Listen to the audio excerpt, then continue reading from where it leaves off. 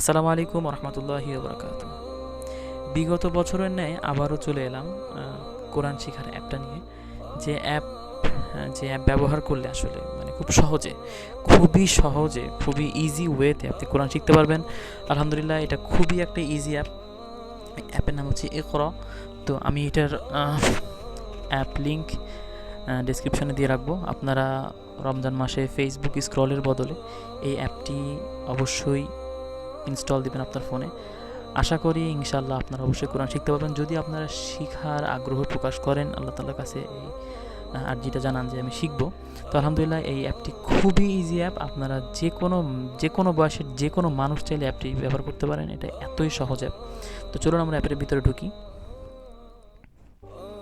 আরবি কায়দা দেখা আছে। আচ্ছা, এখানে কয়টা পয়েন্ট আছে? সূচিপত্র 1 2, আচ্ছা লাস্ট পর্যন্ত আছে মোট 31টা। হ্যাঁ, সূচিপত্র মোট 31টা।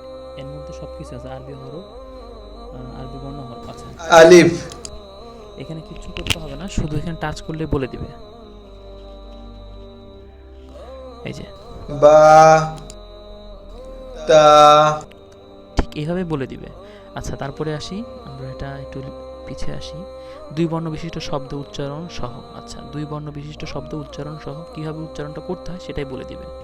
আচ্ছা, যেহেতু আমরা নতুন একদম শিখছি, তো মাত্র আরবি বর্ণটা শিখলাম, আরবি হরফটা শিখলাম, এখন এইটা 2 অক্ষর কীভাবে উচ্চারণ করতে হয় সেটাই বলে দিবে।